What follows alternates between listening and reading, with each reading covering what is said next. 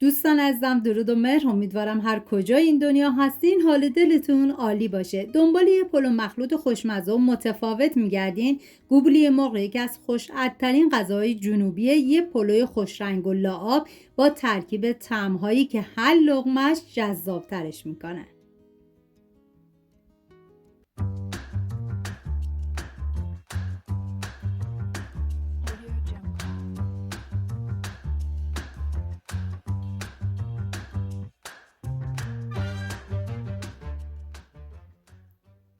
نیاز به 350 گرم مرغ دارین که من از ران مرغ استفاده کردم. شما میتونید ترکیبی از ران و سینه مرغ یا به تنهایی از سینه مرغ هم استفاده کنید. ادویه ترکیبی شامل 3 عدد میخک، 3 عدد هل و یک قاشق غذاخوری تخم گشنیز، یک قاشق مرباخوری زیره سبز رو بکوبید و به مرغ اضافه کنید و همچنین جوز هندی، دارچین، زردچوبه و نمک. 2 عدد برگ بورم میریزم، آب میریزم، زمان میدم تا مرغ بپزه. اگر شما میخوام برنج رو دمی کنیم مقدار آب مرغ رو تو این مرحله بیشتر بریزید. همین اول ویدیو هم میگم دم جنوبی های عزیزمون گرم با این غذاهای دلچسب و فوق العاده خوشمزه شد. 110 گرم نخود رو از شب قبل خیس کردم و چندین مرتبه آبش رو عوض کردم. میریزم داخل قابلمه، مقداری نمک و آب بهش اضافه میکنم. آب رو به اندازه‌ای بریزی که در آخر آب زیادی از نخود باقی نمونه. من غذاهای سنتی زیادی درست کردم که لینکش رو داخل دیسکریپشن گذاشتم. دوست داشتید ببینید، درست کنید و از خوردنش لذت ببرید. 3 عدد سیب زمینی متوسط رو طبق ویدیو خورد کنید. چیزی که گوگلی مرغ رو اینقدر خاص و خوشمزه میکنه ترکیب طعم‌های مختلف کنار همه. عطر فوق‌العاده ادویه‌ها با اون حشوه خوشمزه و مرغ طلایی یه طعم گرم و دلچسب به این پلو میده که واقعاً هر لقمش پر از مزه است. داخل تاب مقداری روغن ریختم، سیب زمینی رو بهش اضافه میکنم، هم میزنم و میذارم تا سیب زمینی سرخ بشه. سیب زمینی رو بیش از حد سرخ نکنید که خشک نشه. بعد از اینکه سرخ شد از روغن خارج میکنم و مرغ‌ها بعد از اینکه پخته شد میذارم داخل تابه و زمان میدم تا مرغ سرخ بشه.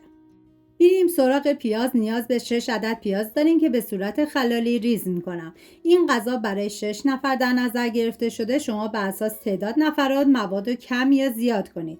من اندازه ها رو هم در طول ویدیو میگم، هم داخل دیسکریپشن نوشتم. داخل همون روغن پیازها رو میریزم، هم میزنم و میذارم تا پیازها طلایی بشه.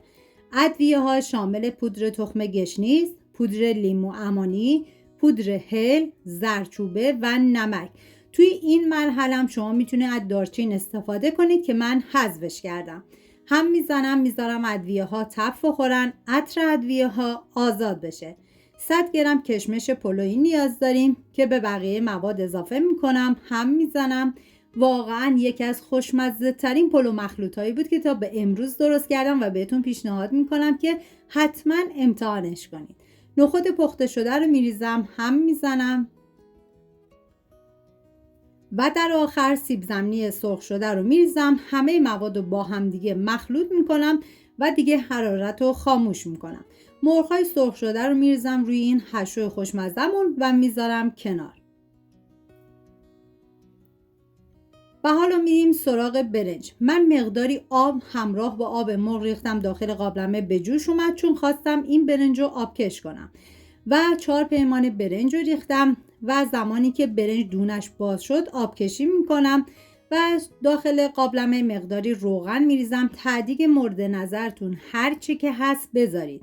من از نون پیتا استفاده کردم و بعد برنج رو میریزم داخل قابلمه و میذارم به مدت 45 دقیقه دم بکشه.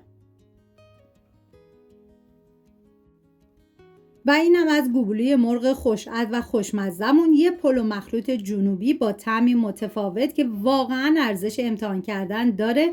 اگر این مدل غذای سنتی و خوشمزه رو دوست دارین حتما ویدیو رو لایک کنید و تو کامنت ها برام بنویسید تا حالا گوگلی مرغ رو خورده بودین یا نه. تا آموزش خوشمزه بعدی مراقب خودتون باشید. سپاس از همراهی همیشگیتون. تا درودی دیگر، بدرود.